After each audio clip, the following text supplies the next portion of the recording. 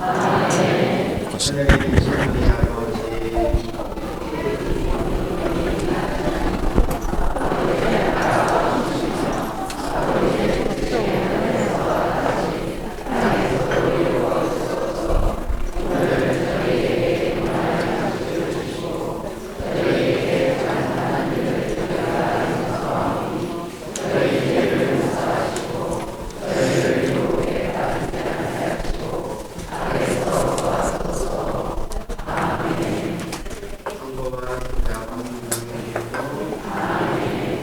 반갑습니다. 2주 전에 인사드렸는데 오늘 또 인사드리게 되어 개인적으로 기쁘고 영광스럽게 생각합니다. 지난주에 기억하세요? 회개는 우리가 조금 이렇게 인식을 바꾸는 데서부터 시작합니다.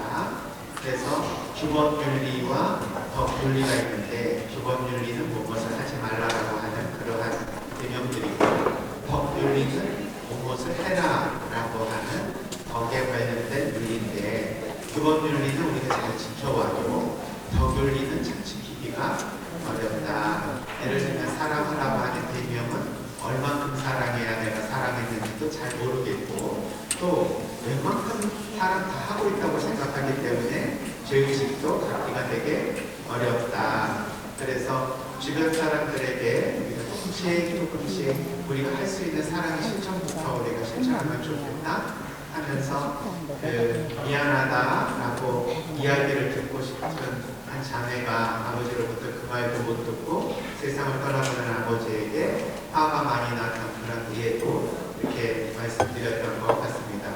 이제 그 후에 점심 식사를 하면서 그 교육과장 도대체 그 아버지 무슨 심리로 끝까지 그 말을 안 했을까요? 이렇게 물어보시고 그 회장님께서는 아마 진짜 화가 났었을 거다. 내가 뭘 잘못했는지 몰라서 그랬을 거다. 이런 말씀도 하시고, 또 어떤 분은 알아도 좀 창피하니까 그 말을 못했지 않겠나 이런 해석도 하시는데, 저도 이제 무덤에 계신 분에게 물어봐야 되는데 물어볼 수 있습니다. 왜 그런지는 모르지만은 이렇게 유추하고 추측할 수밖에 없는 거죠. 근데 이 핵심은 뭐 때문에 그랬을까가 아니라, 우리가 그렇게 사랑한다면 그 사랑하는 사람에게 듣고 싶은 말 해주고 원하는 거 해주는 게 사랑하니까, 이런 생각에 사실 별것도 아닌데 그것을 실천하지 못하는 이런 우리의 이 마음들을 보면, 이 규범을 지키지 못하는 것보다 윤리 덕을 실천하는 것이 훨씬 어렵다는 걸 알게 됩니다. 예를 들어 우리가 도둑질 안 하려고 하는 거, 이거는 그렇게 어렵지 않지 않습니까? 도둑질 안 하려고 하는 게 그렇게 힘드세요? 안 그렇잖아요. 그런데 사랑을 한다는 것은 이게 보통 일이 아닌 거예요. 오늘 특별히 또 오늘 신앙인의 용서에 대한 이야기를 드릴 때, 이 용서가 사랑하라는 것에 대한 완전히 핵심입니다. 그래서 가장 이 사랑하라고 하는 이 덕을 위해 여러 가지 실천 사항들이 있을 때 아마 가장 기본이며 가장 지키기 어려운 것이 아닐까라는 생각이 들어요. 그런데 이 용서에서 우리 신앙에 굉장히 중요한 그 하나님의 사랑의 신비가 나타난다. 오늘 신부님 감동처럼 너무 감명 깊게 들었는데요. 믿는다는 게 뭐냐는 거예요. 믿는다는 것. 하나님 믿어요. 하나님의 아들이신 예수 그리스도를 믿어요. 그분을 믿는다는 것은 결국 그분이 우리의 사랑 그 자체라는 것, 하나님의 사랑의 온전한 모습이 예수 그리스도로 우리에게 오셨다는 것. 그래서 하나님의 사랑을 내가 확실하게 받아들이는 것, 이것을 우리는 믿음이라고 한다면, 과연 우리 신앙생활이 어떨까? 나는 하나님께 대한 믿음이 아주 강합니다 라고 하는데 생활이 기쁘지 않아요. 그리고 충만하지 않아요. 항상 우울하고 늘 죄스럽고 해서 기분이 가라앉고 죄의식에 가득 차여서 삶이 괴로워요 라고 하면 믿는 사람의 모습이 아니죠. 그러니까 믿는다고 해놓고 삶은 왠지 믿는 사람 같지 않을 때 우리는 이게 제대로 믿는 게 아닙니다. 그래서 믿음을 가진 사람들은 충만하고 기쁜 삶을 살게 됩니다. 복음을 받아들였기 때문에 기쁜 소식에 기쁨에 충만하게 됩니다.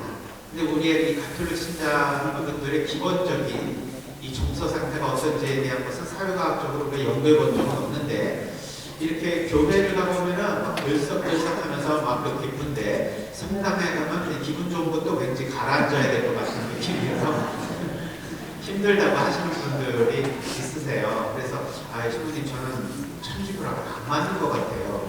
바깥에서도 힘들고 고통스럽고 그런데 성당에 오면은 더 괴로워요. 이렇게 말씀하시는 분들이 계셔서 우리가 신앙이 원래 좀 어때야 되는지에 대한 것을 좀 다르게 좀 접근을 해봐야 된다는 생각이 듭니다. 그래서 용서에 대한 주제도 거기에 하나로 이렇게 말씀을 드리고 싶었는데, 이 용서에 대한 주제를 우리가 항상 사순절 때는 생각을 하고 있잖아요. 나에게 상처 준 사람 많죠. 상처 입지 않은 사람은 없으니까. 그래서 상처는 입었는데 상처 준 사람이 없다는 게 말이 안 되잖아요.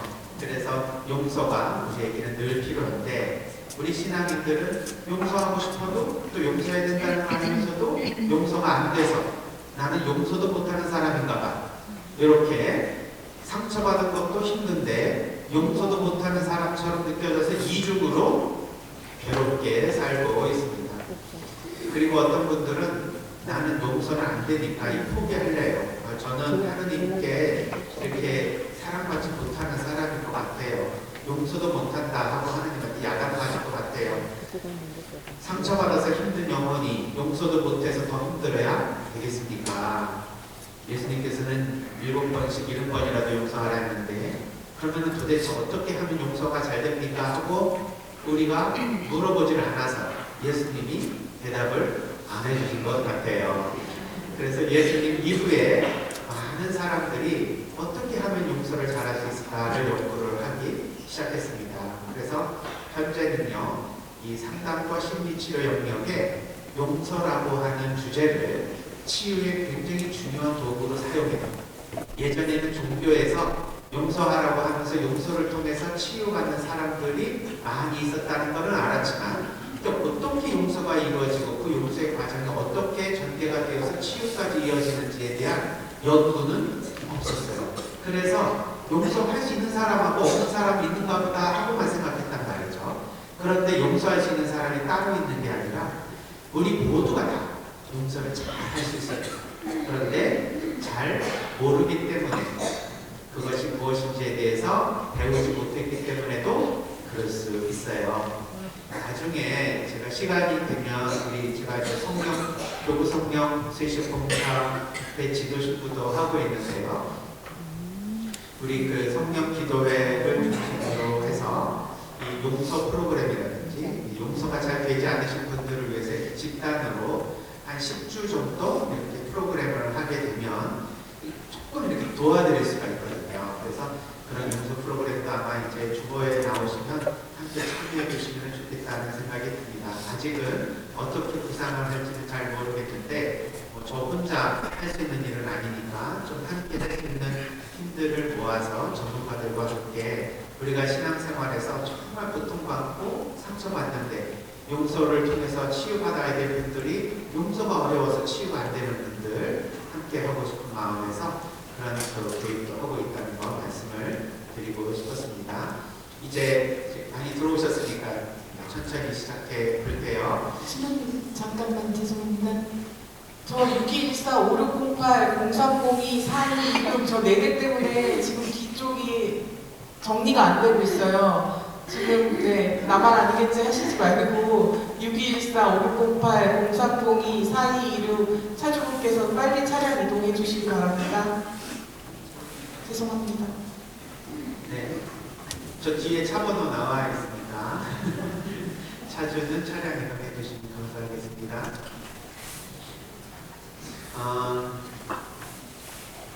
용서에 대한 개념부터 다시 한번 짚고 넘어가 볼게요. 용서가 뭐냐라고 물어보면 사람들은 이렇게 얘기합니다. 저 사람이 나한테 피해를 줬거나 상처를 줬거나 죄를 지었습니다.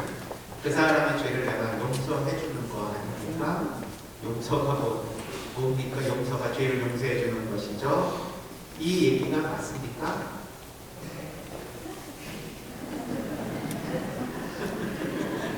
이렇게 한번 더 물어볼게요. 우리가 죄를 용서해 줄 수 있습니까? 그럴 수 있을 것 같은데 막상 또 물어보시니까 가만히 생각해보니까 우리가 죄를 용서할 수 있는 권한이 있나? 뭐 이런 생각이 드는 거잖아요. 그러니까 내 쪽에서 그냥 죄 용서해준다고 할 수는 있어도 사실 그 죄가 그 사람에게 용서가 되나요? 이렇게 한번 볼까요? 예. 누가 우리 집에 물건을 훔쳐갔어. 그래서 현행법으로 걸려서 경찰에 압송됐어요. 그 사람을 내가 용서할 수는 있겠죠? 그런데 형법상 용서가 됩니까? 예, 이미 그 범죄 행위가 드러나서 그것이 이제 국가에 의해서 인지가 되었으면 그 사람은 거기에 대한 판단을 받고 거기에 대한 형량을 살던가 아니면 보석금을 내던가 어떻게 보상을 하던가 하는 판결에 따라서 자기가 그 형량을 살아야 되죠. 그러니까 우리 가톨릭에서도 죄는 하느님께서 용서해 주시는데 죄에 대한 결과가 남으니까 그 결과를 보석으로 대신하는 거잖아요. 자, 우리는 다른 사람의 죄를 용서할 수 있는 권한은 없어요. 또 죄를 용서해 준다 하더라도 그 사람의 죄가 없어지지 않아요. 그 상대방의 죄는 하느님께서 사해 주시는 겁니다.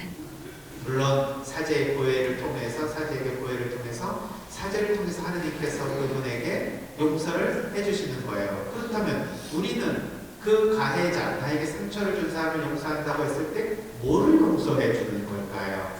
그 사람에게 죄를 없애주는 것도 아닌데 그 사람의 마음을 우리는 그거를 그렇게 용서가 죄가 아니고 그러면은 뭐지? 화해가? 그래서 용서하라는 거는 화해하라는 걸로 생각을 또 하세요. 내 용서와 화해가 달라요. 용서를 했는데 화해가 이루어지지 않을 수도 있습니다. 화해가 전제되지 않은 것, 그것도 용서가 가능해요. 그렇지만 용서를 해서 화해까지 이루어지면 참 좋겠죠. 그 화해는 우리의 역량이 아니에요. 하느님께서 해주실 수 있어야 가능합니다. 그러니까 나의 원수를 용서할 수는 있어요. 그래서 원수와 화해하는 것은 하느님의 특별한 은총이 필요해요. 내가 노력을 했다고 해서 화해가 안 된다고, 화해하고 싶은 마음이 안 든다고, 아무리 화해를 노력해도 안 된다고 좌절하실 필요가 없어요. 우리는 거기에 최선을 다해서 하나님께 기도하면서 화해를 시도한 우리의 노력은 할 수가 있겠지만 결과에 대해서 특별한 죄의식을 가질 필요는 없어요. 우리가 할 수 있는 역할을 최대한 하면 되는 거죠. 그건 용서입니다. 그래서 용서는 화해와 다르고 화해가 되지 않아도 용서가 이루어질 수 있다. 하지만 화해까지 이루어지면 참으로 온전한 용서가 되니 하느님께서 함께 해주실 때 가능하다. 이렇게 정리를 좀 해볼게요. 그러면 용서는 또 뭐냐, 뭐를 용서해 주는 거냐 라고 또 묻기 시작하죠. 자, 이제 개념으로 종교에서는 용서하라고 하는 개념은 주어졌지만 윤리적 차원에서요. 그렇지만 무엇이 용서인지에 대한 것은 우리 교부들이 많은 경우 용서하는 상태, 용서를 하는 사람의 마음, 그 사람의 태도가 용서를 이야기한다라고 말씀하십니다. 그때 이 용서에 대한 것을 한번 볼게요. 누가 나에게 상처를 주고 나를 힘들게 했을 때 내 이 상처로 인해서 계속 내가 아픕니다. 상처는 한 번에 끝나는 것이 아니라 지속적으로 연결이 되고요. 죽을 때까지 그 사람에 대한 원한과 그 복수심으로 내 자신이 병들어가게 만드는 굉장히 중요한 우리의 고통입니다. 그래서 이 상처를 준 사람에 대해서 우리가 유일하게 치유되고 회복되려면 상처 치유에 대한 약을 먹던가 아니면 무슨 치료를 받아야 돼요. 근데 이 영혼이 상처를 받거나 마음이 상처를 받아서 치유가 필요한데 이거를 치유해주는 약이 아직 세상에 없습니다. 우울증 약은 있는데 왜 상처 치유 약은 없을까요? 이상하게 생각되지 않으세요? 자, 우울증 약은 우울증을 고치는 약이라고 생각하시잖아요. 그게 아니죠. 우울증 약을 이 SSRI라고 하는 용어를 한번 이렇게 분석해 볼까요?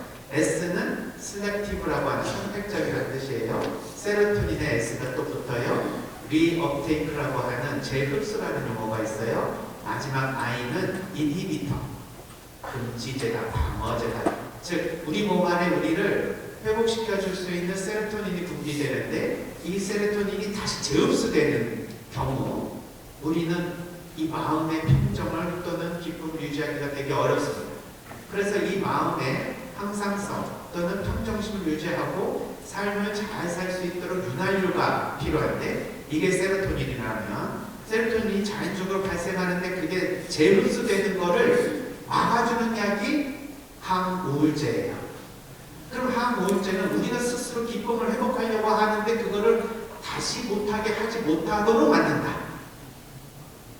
즉 우리를 기쁘게 한다, 행복하게 한다, 충만하게 한다. 이러한 약이 아닌 거예요. 더 우울해지고 더 나락으로 떨어지지 않도록 우리가 스스로 우리 자신의 회복력을 만들어내는 우리 자체의 이 생체 에너지를 도와주는 역할을 하는 것이 항우울제입니다. 따라서 항우울제를 먹으면 기분이 좋아질 거라고 생각하시는 분이 있는데 절대 그렇지 않습니다. 더 우울해지지 않을 뿐인 거예요. 그러면 우울증의 핵심은 기쁘게 사는 거지 우울하지 않는 게 아니죠. 우울증의 치료는 우울하지 않는 것이 아니라 기쁨으로 살아가는 것이라고 말할 수가 있겠어요. 그러니 용서 이것을 통해서 우리는 이 상처를 치유받을 수 있는 유일한 길이라고 봤을 때 이 상처 치유는 상처가 없어지는 것이 아니라 상처를 회복하고 건강하게 살아가는 것을 말하는데 그런 약은 아직 없습니다. 더 큰 상처로 빠져들어가지 않도록 해주는 항불안제 같은 것들은 있겠죠. 그렇지만 세상에 나와 있는 약이 만일 행복을 주는 약이라 그러면 이 세상을 다 팔아서라도 아마 그 약을 사 먹을 거예요. 그런 약이 아직은 없더라. 그래서 이 정신건강과 심리학을 하는 이 전문가들도 어떻게 해야 우리가 우울하지 않고 불안하지 않도록 해주는 것까지는 우리가 과학적으로 어느 정도 올라왔는데 기쁘고 충만하고 행복하게 살 수 있을까? 여기에 대해서는 답이 없더라. 그래서 그 답을 찾다 보니까 뭐가 있었냐? 세상에 신앙을 가지고 하느님과 함께 살아가는 사람들이 그 영역을 알고 있더라는 거예요. 그래서 종교적으로 영성적으로 살아가는 사람들이 그 고통과 그 괴로움 속에서도 기쁘고 행복하고 하느님 안에서 충만하게 살아가는 이유가 뭘까? 라고 연구를 하기 시작했어요. 그러다 보니 그 중에 핵심적인 것 하나를 발견했습니다. 용서하는 사람은 결국 그 상처로부터 부활해서 행복으로 가고 있다는 거예요. 그래서 심리학자들이 종교에서 이야기하고 있는 이 용서를 잘하는 사람들을 뽑아가지고 도대체 어떻게 용서를 했기에 그럴까? 어떻게 그 용서를 잘할 수 있었을까? 연구를 하다가 그걸 가지고 자기는 이론으로 만들었어요. 우리는 그런 이론을 안 만들잖아요. 그런데 과학자들은 그걸 이론으로 만들어서 프로그램으로 실시하고 있습니다.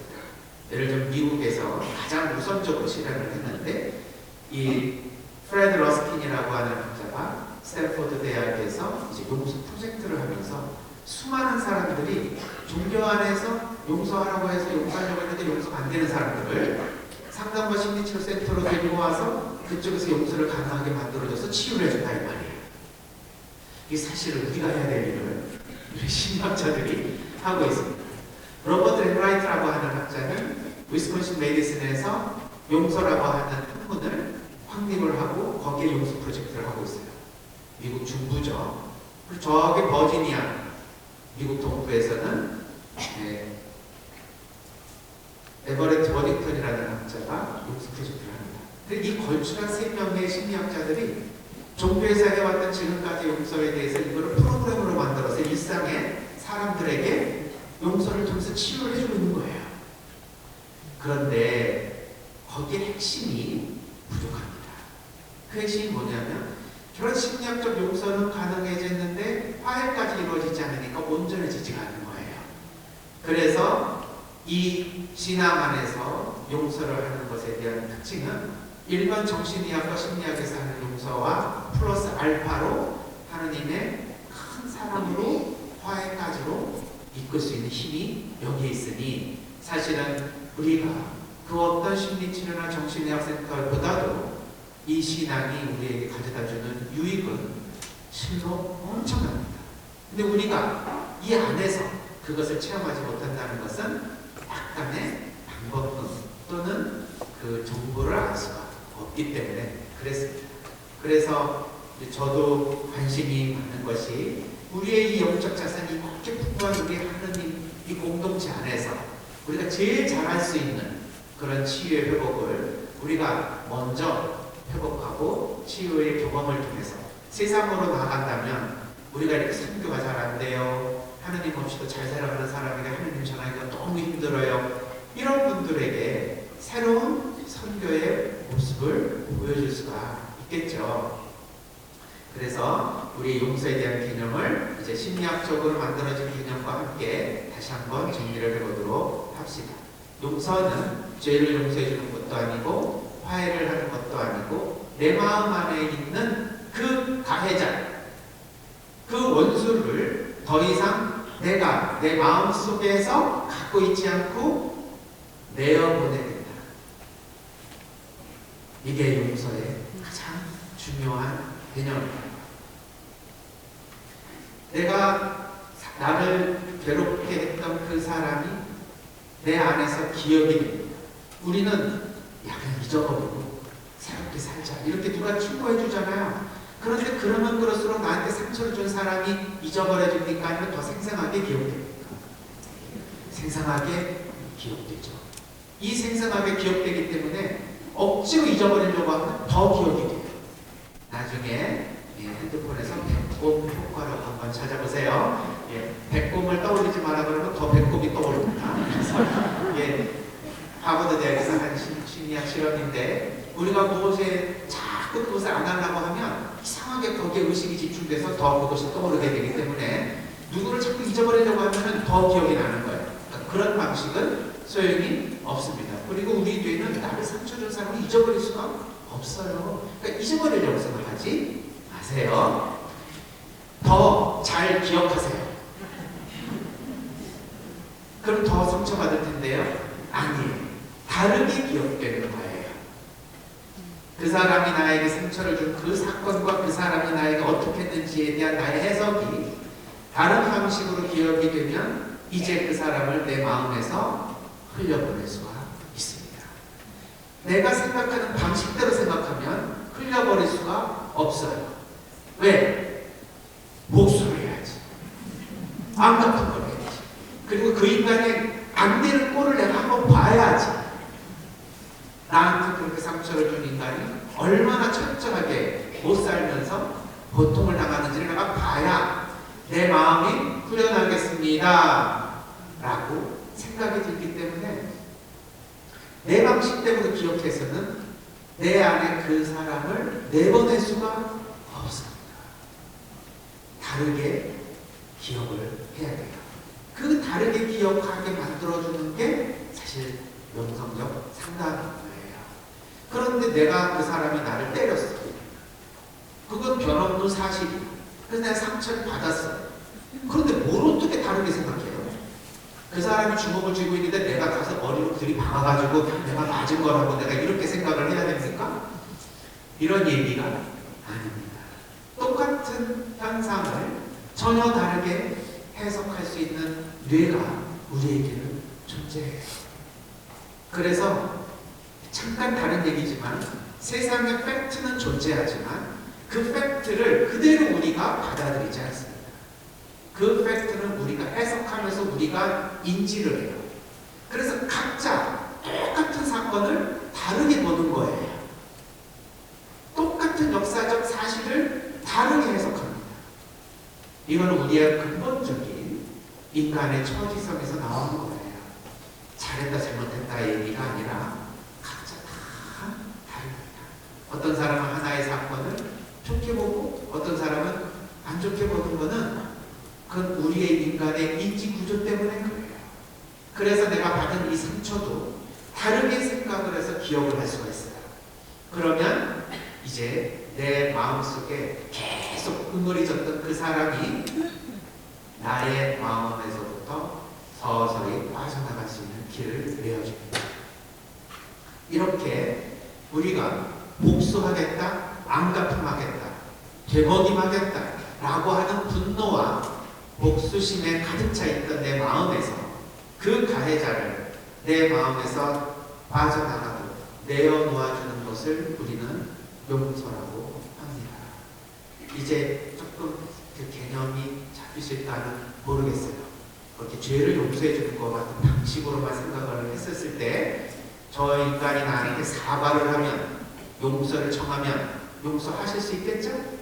근데 대부분의 가해자들은 나에게 사과하고 용서를 청해요? 아니면 내가 뭘 잘못했는데 네가 그럴만 하니까 그랬지. 나 기억이 안 나는데? 이런 얘기들을 하시고 그러면은 나만 혼자 마음속에 응어리져가지고 뛰면서 마음이 뭉그러지면서 너덜너덜해진 이 마음으로 그 사람에게 사과를 받고 싶어도 사과를 못 받는데 어떻게 용서까지 해줄 수 있는가 하는 거예요. 어렵죠. 그래서 가해자를 우리가 용서를 청하는 가해자를 용서할 수 있어도 용서를 청하지 않거나 오히려 뻔뻔하거나 더 나를 괴롭히려고 하거나 하는 사람에게 우리는 용서할 수 있는 방법을 우리가 찾게 되는 겁니다. 그리고 찾을 수 있습니다. 여기에서 또 하나의 질문이 던져집니다. 그러면 이 용서는 누구를 위한 것일까? 네, 가해자가 아닙니다. 나를 위한 용서입니다. 조금 억울하지 않겠죠? 그 사람이 나에게 상처를 줬는데 내가 용서까지 해서 그 사람에게 면죄부를 좀 너무 억울합니다. 복수를 해도 시원찮은 판에 용서까지 해주라고요? 아, 못하겠습니다. 이렇게 생각하시는 분들이 계시는데요. 이 용서가 내 치유를 위해서 하는 것이지 그 사람 가해자를 위해서 하는 게 아니라는 것을 일단은 생각을 하셔야 돼요. 근데 우리 신앙인들은 늘 나를 위한 거는 익숙하지가 않아요. 전례를 시작할 때도 네 탓도 내 탓이라고 하면서 내 가슴을 쳐야 합니다. 모든 게 다 나로부터 시작이 되는 거죠. 누구 탓을 하겠어? 너무 영성적으로 뛰어나셔서 나를 위해서 뭘 하라고 그러면 막 이상해요. 내가 뭐 이기적인 것 같고 왠지 자기중심적인 것 같고 타인을 사랑해도 모자를 파네. 내 자신을 챙긴다? 좀 안 맞는 것 같고 이렇게 생각하시는 분들은 실제로 타인도 사랑도 못하실 거예요. 내가 나를 돌볼 수 있는 능력이 없으면 타인을 돌볼 수도 없습니다. 내가 내 자신을 수용하고 인정하고 스스로의 행위에 대해서 내 스스로 용서할 수 없으면 타인도 용서를 할 수가 없어요. 그래서 일단 남 신경 쓰지 말고 가해자 용서하라는 것을 그 사람을 사랑하라는 원수를 사랑하는 그런 가르침 이런 거 잠깐 잊어버리시고요. 나 치유해서 내가 더 이상 죄짓지 않고 내가 온전하게 되어서 더 건강해서 사랑 더 많이 할 수 있게끔 내 자신 우선 사랑해주자. 그래서 내 자신의 치유를 위해서 우선 시작하는 과정이 용서라고 생각하신다면 덜 억울하실 거예요. 그래서 조금 이기적으로 생각하세요. 상처받아서 힘들어 죽겠는데 그런데도 남 생각하시고 그러지 마세요. 나 지금 아픈데 입원해야 되는데 입원하지도 않고 바깥에 나와서 봉사해야 된다고 나가시면 만약 예수님이 그거 보시고 내가 원하는 게 그거 아닌데 하실 거예요. 그러니까 나의 상처부터 돌보는 게 필요하다. 그래서 나를 위한 용서고 화해와 다는 것이고 죄를 용서해 주는 것이 아니고 이 상처받은 것을 잊어버리는 것도 아니다. 이 상처를 다른 방식으로 다시 생각해서 그것을 내 마음 안에 간직하게 되면 내가 마음속에서 잊혀버리지 않는 그 가해자 때문에 마음이 썩어가는 것을 이제 그 원천을 내어놓음으로써 내가 건강해지기 시작하는 거다. 이렇게 정리를 해주시면 될 것 같습니다. 어떤 자매님이 오셔서 면담을 요청했는데 면담의 내용이 너무너무 기구했습니다. 이분은 남편과 같이 살다가 남편이 공직에서 퇴직을 하고 난 다음에 늘 바빠서 여행도 한 번 못 가는 남편과 이제 은퇴를 했으니까 좀 세계 여행도 좀 해보고 남편과 함께 근사한 식당에서 식사도 좀 해보고 싶은 마음에 은퇴 그러면 조금 안타깝지만 그래도 노년의 생활을 우리가 함께 할 수 있다는 희망으로 은퇴를 기쁘게 받아들였어요. 그랬는데 남편은 은퇴하자마자 그 다음날 폭탄 선언을 하십니다. 나 이제부터 진짜 하고 싶은 일 하고 싶어. 뭔데요? 성당에 나가서 봉사할래. 아니, 봉사가 뭐 그렇게 하고 싶은 일인지 난 잘 모르겠지만 아니 봉사야 뭐 당연히 우리가 해야 되는 건데 뭐 그거를 일처럼 하시려고요? 농담인 줄 알았더니 진담이었던 거예요. 그래서 어떻게 하실 건데? 나 아침 9시에 출근하는 것처럼 출근해서 5시에 퇴근해. 그러니까 처음에는 이렇게 생각했습니다. 이 양반이 출퇴근을 매일 하다가 갑자기 출퇴근을 하지 않으니까 그 은퇴하고 난 다음에 한 달이나 2달이 가장 힘들잖아요. 늘 하던 그러한 출근을 하지 못했을 때 그 다음부터 이거를 이 1개월, 2개월을 어떻게 지내느냐에 따라서 이후의 삶에 우울증이 시작될 수도 있고요. 아니면 이후의 삶을 더 건강하게 살 수 있는 핵심이 그 1, 2개월 안에 결정된다는 연구가 있어요. 그래서 이분이 우리 남편이 우울해지지 않으려고 그래도 이렇게 서서히 소프트 랜딩을 하려고 하는구나. 그래요. 여태까지 출근하다가 안 하니까 이상하겠지? 출근하세요. 그래서 9시 출근해서 5시 퇴근을 하도록 허락을 했습니다. 물론 무급이죠. 여기에 상담은 우리 수업료보다 아니고 어디서 하는지 유추하지 마세요. 그냥 이어도처럼 아니면 엠마오로 가는 제자들의 또 엠마오가 어딘지 모르는데 그런 것이 있나 보다 하고 머리로만 상상하는 것이라고 생각을 해주시기 바랍니다. 그 성당은 너무도 초라하고 신자 수도 많지 않은데 성당에 수익이 없으니까 과수원을 해서 그 과일을 가지고 팔아서 성당 재원으로 삼는 정말 시골에 조그마한 성당이 있어요. 봉사하는 사람도 없고 그리고 거기서 함께 일하는 사무견도 없어서 신부님은 모든 것을 다 그냥 했었어요. 그래서 이분은 이 신부님을 도와준다고 생각을 해서 자기가 사무장 역할도 하고 관리장 역할도 하고 모든 봉사 생활을 다 맡아서 하겠습니다.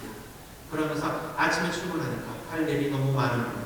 일단 잡초 뽑는 것부터 시작을 해가지고 페인트질 해야죠. 목공일도 해야죠. 수리하고 뭐하고 하는 것이 계속해서 나타나니 그런 것을 하면서 너무 기쁘게 봉사를 하셨어요. 이게 1, 2개월에 끝날 줄 알았더니 계속해서 열심히 출근하시네. 그래 이 자매님이 하루는 남편에게 여보 백수가 과로사 한다는 말을 이제야 내가 알 수 있겠습니다. 당신 이러다가 진짜 병나겠어요.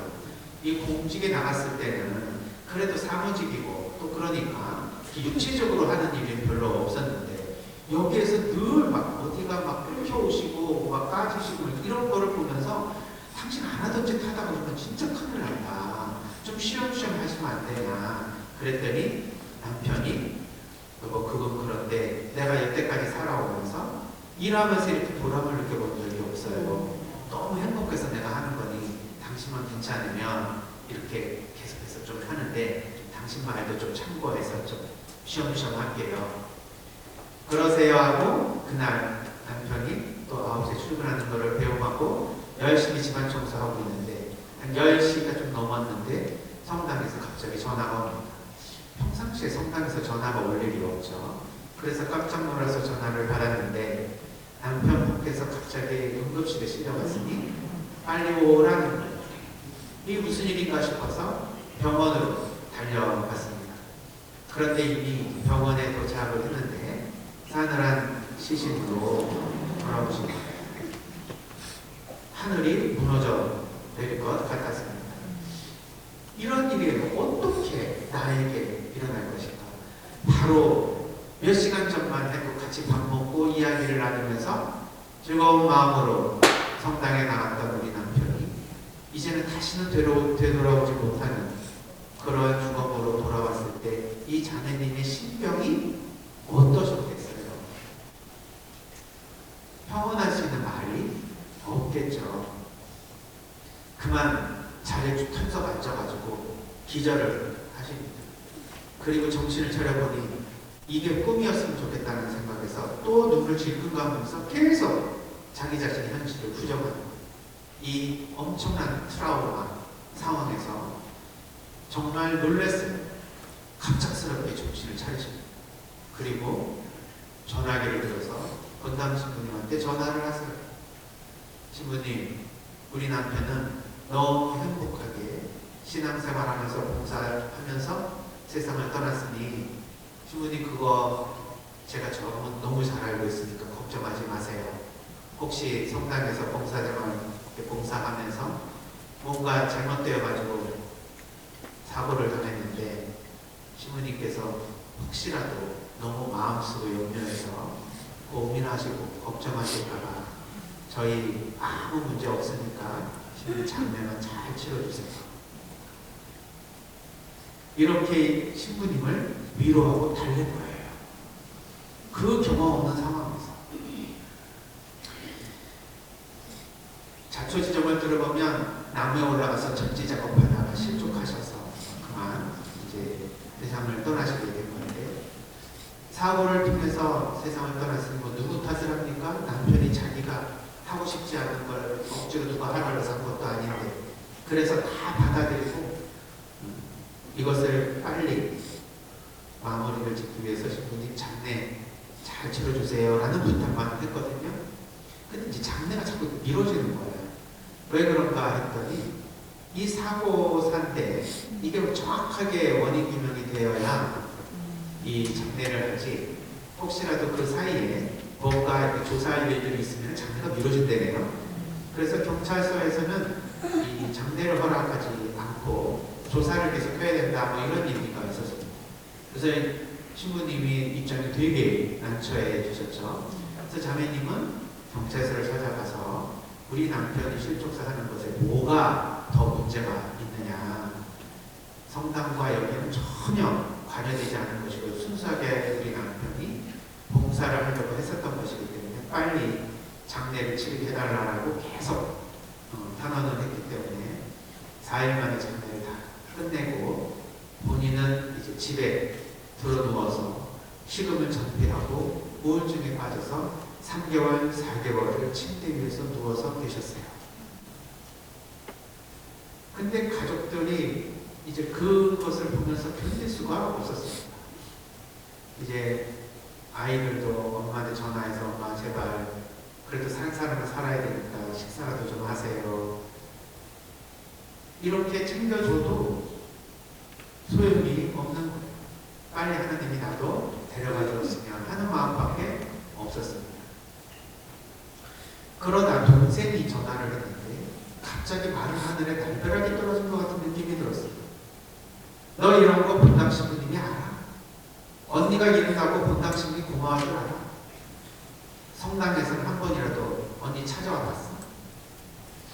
그래서 생각을 해보니까 3개월 동안 신부님이 찾아온 적은 없고 바쁘시니까 그러나 시골 본당에서 바빠봐야 뭐가 바쁠까?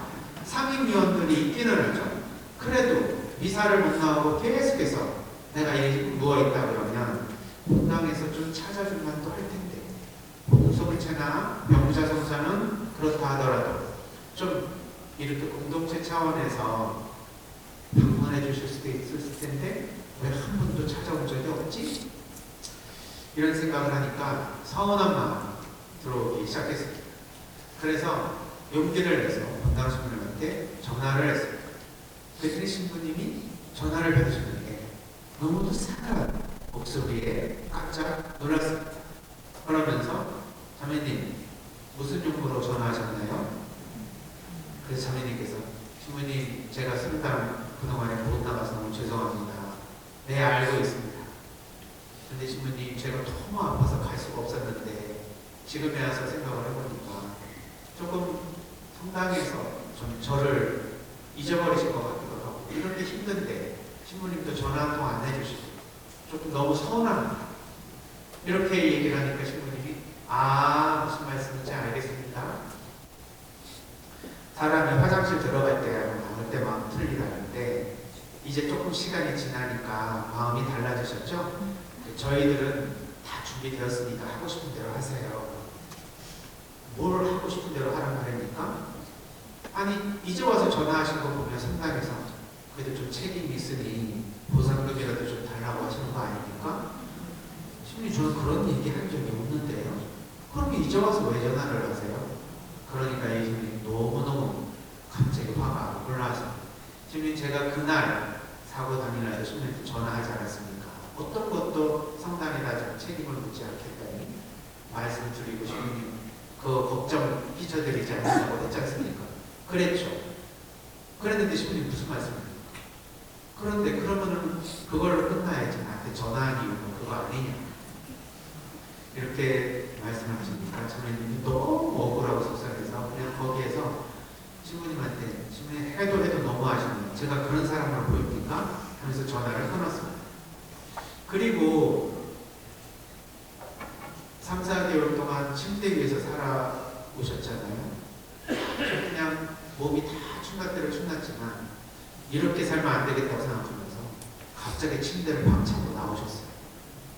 그리고 언기를 회복해야 되겠다고 그때서부터 식음을 전폐했던 자신의 이 마음을 돌리고 죽을 지어먹도록 성당을 향했습니다. 무슨 마음으로요? 도대체 그날 무슨 일이 있는지 내가 알아봅니다. 그래서 성당 사람들을 수소문하면서 이야기를 들어봤습니다. 근데 참 신기하게 성당 사람들이 전해주는 이 얘기는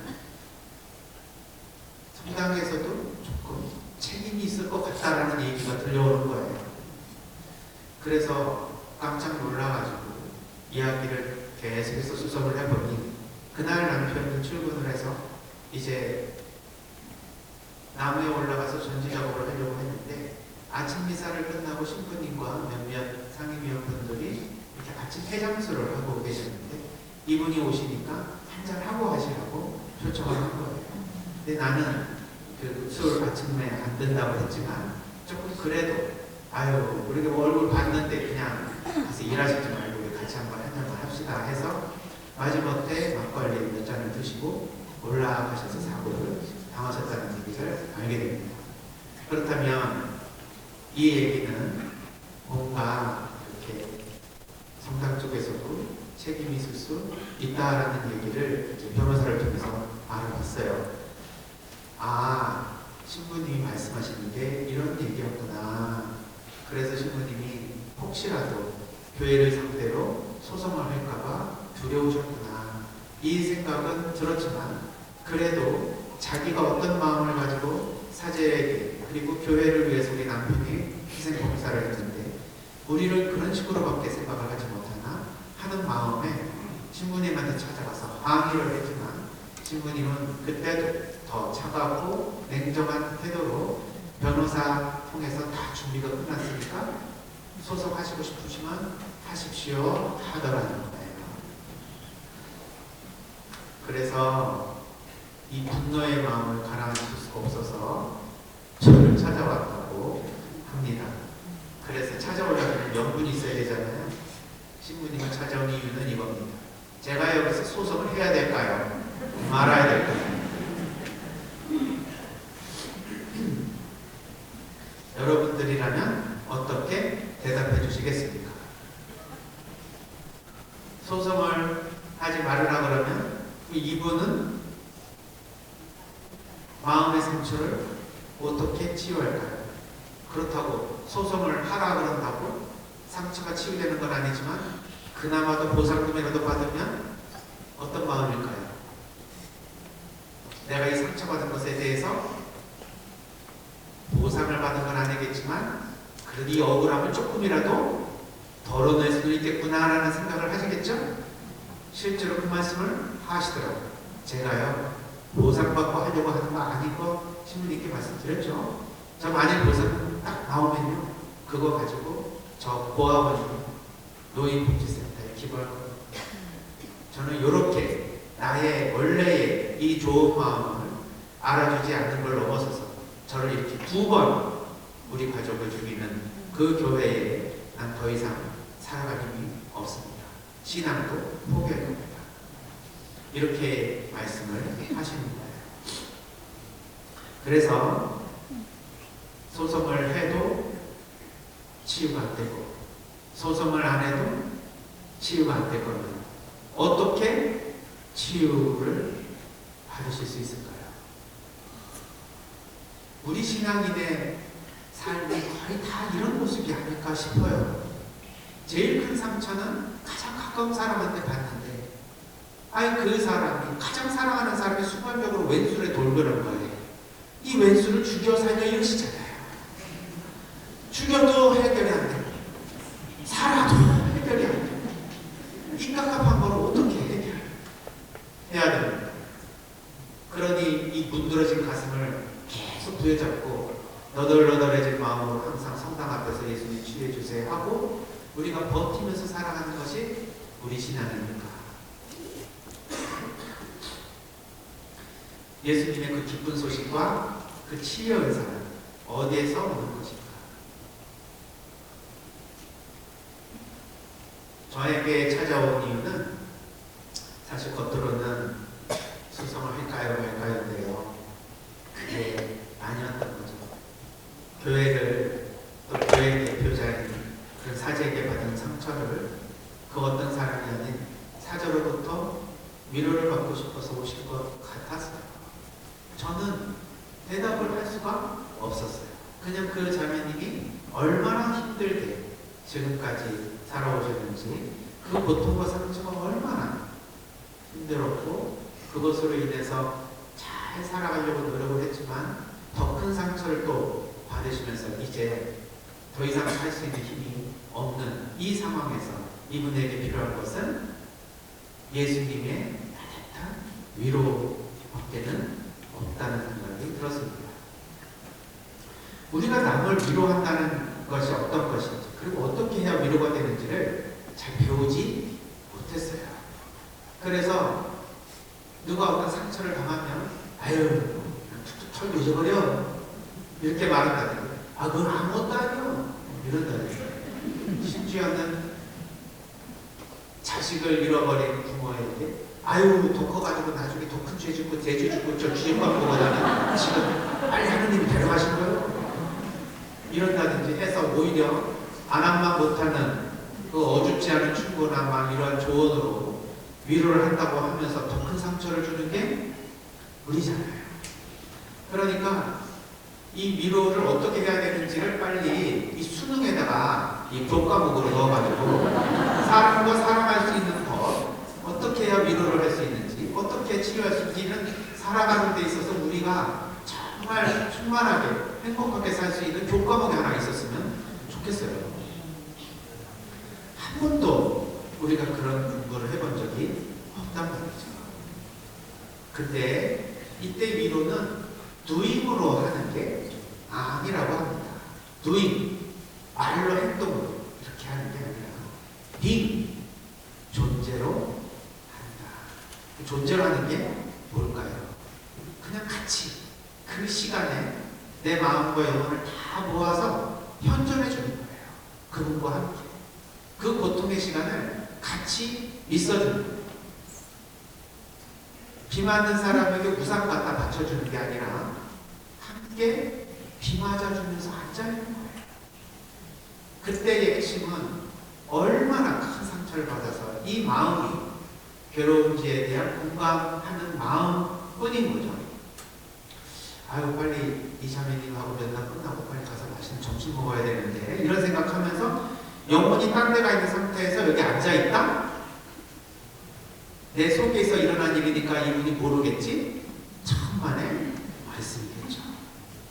우리는 이야기를 할 때 이분이 나의 마음을 이해하고 공감하면서 그 나의 마음 상태와 함께 공유를 하면서 여기 앉아 계시는지 딴 생각하면서 형식적으로 이렇게 들어줘야 되니까 친절은 하지만 속에서는 별 관심이 없는 채로 앉아 계시는지 알 수 있겠죠.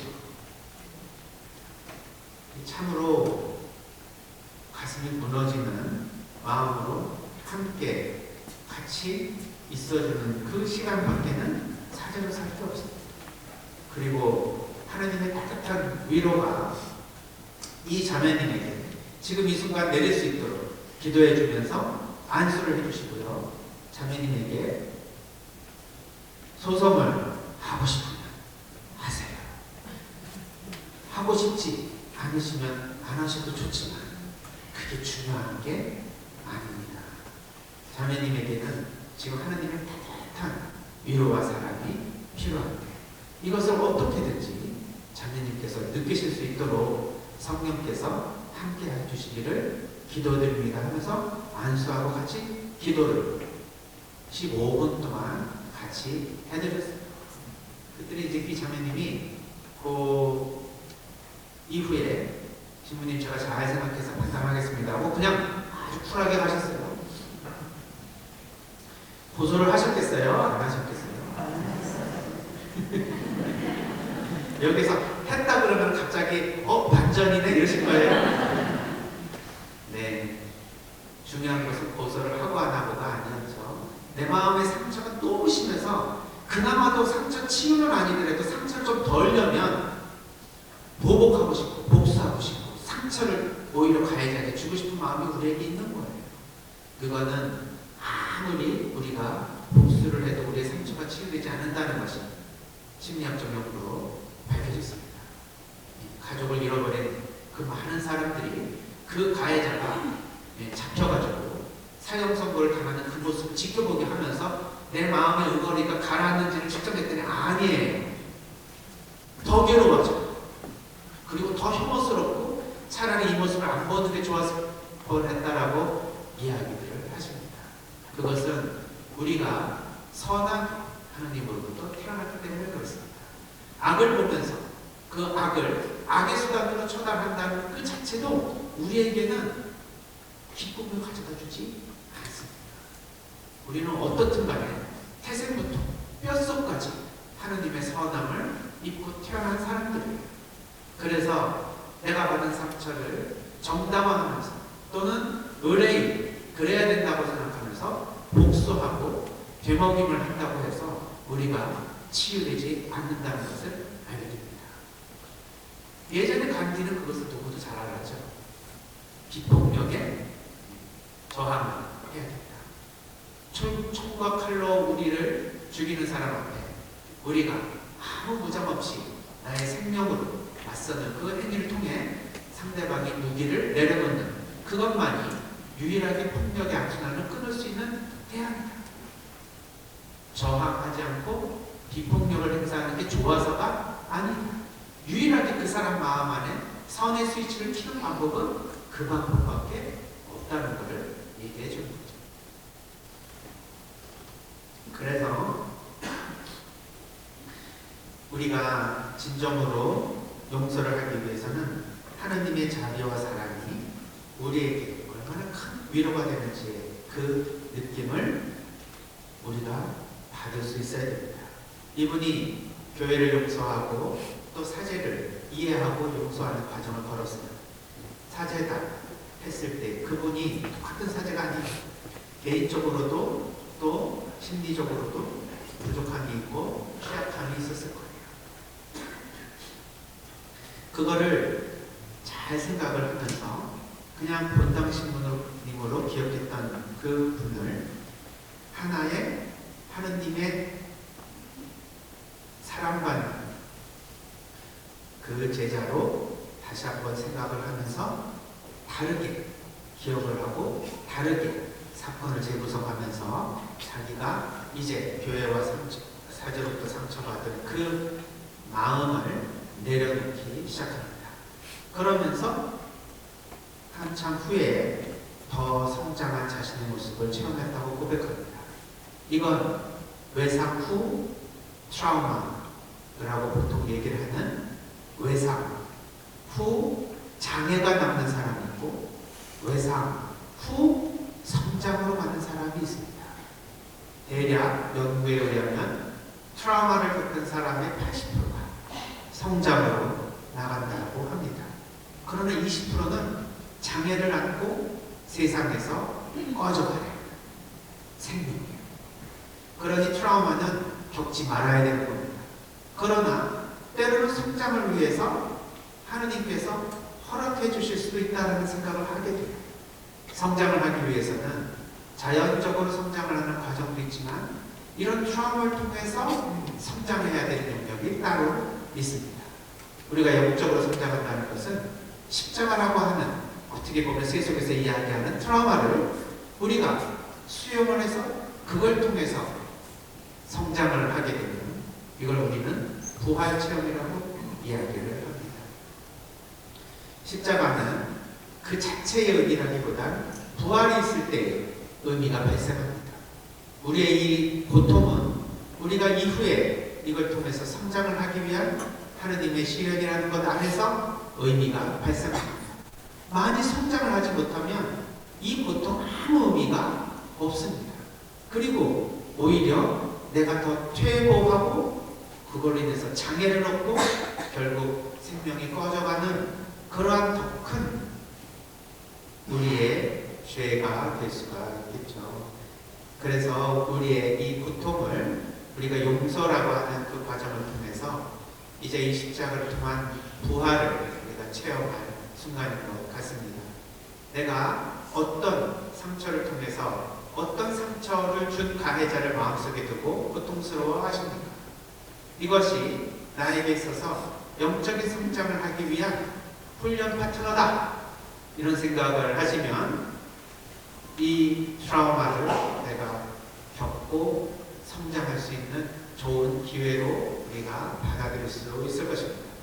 이렇게 생각을 살짝만 바꿔도 내가 이 사람 때문에 못 살아가야 되나, 이 사람이 나를 더 잘 살게 해줄 수 있는 굉장히 중요한 하느님의 도구로 생각이 되기도 합니다. 그런 예는 이 용서 프로젝트를 하는 과정에서 수없이 나와요. 정말 나에게 큰 상처를 준 사람인데 그 사람으로 인해서 제가 새로운 삶을 살게 되었습니다 라고 하는 신앙의 체험들이라는 거죠. 그래서 우리가 이 사순절 때 나의 이 마음속에 있는 응어리를 하느님께서 정말 위로해 주시고 사랑해 주시며 그 사랑을 우리가 오늘 복음처럼 믿고 우리가 용서할 수 있는 힘을 얻었으면 좋겠습니다. 우리가 하나님의 위로와 사랑을 받지 않으면 용서할 수 있는 힘이 없어요. 그래서 우리가 다시 한번 얼만큼 내가 용서를 바라고 또 하나님으로부터 사랑을 받고 있는지, 그래서 내가 이 힘든 고통을 하나님께서는 어떻게 용서의 과정으로 나아가도록 초대하시는지를 보면서 우리가 더 의미 있는 사순절 보내시고 기쁨의 부활을 거두셨으면